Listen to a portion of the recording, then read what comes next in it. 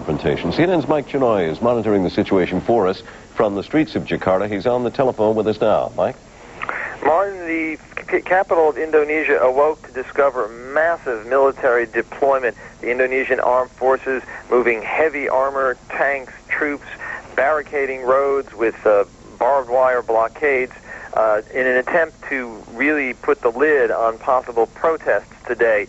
In response to that show of force and amid fears of widespread bloodshed, one of the major opposition leaders, the Muslim leader Amin Rais, announced a short while ago that he was calling off a planned demonstration. Rais had earlier promised that 1 million people would take to the streets of Jakarta today to demand the resignation of President Suharto.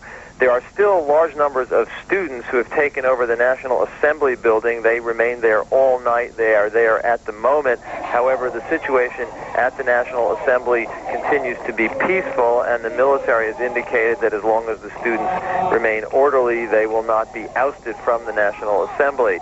It is too early in the day to tell whether or not the call for the demonstrations to be canceled will be heeded by all of the participants who plan to join in. In addition, there are demonstrations that are expected to take place in many other cities and areas around Indonesia. So it's very early to say that the country has escaped what could be still a very, very serious confrontation here.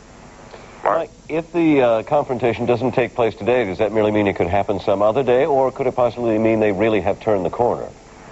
Well, that's a very good question. If today passes off relatively peacefully, it may provide a small opening for political movement and for some kind of compromise along the lines outlined on Tuesday by President Suharto, who promised to step down, hold new elections, but did not specify a timetable.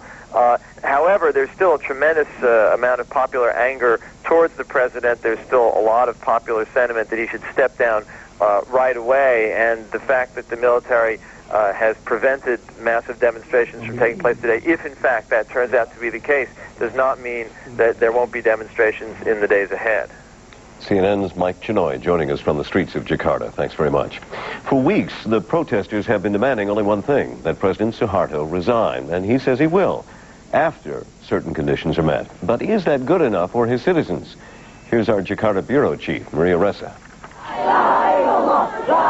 It was chaos outside Parliament. Thousands gathered demanding President Suharto step down, but this time they were met by uniformed Suharto supporters. For a while it looked like the two groups would clash until President Suharto addressed the nation, promising elections and setting an end to his 32 years in power.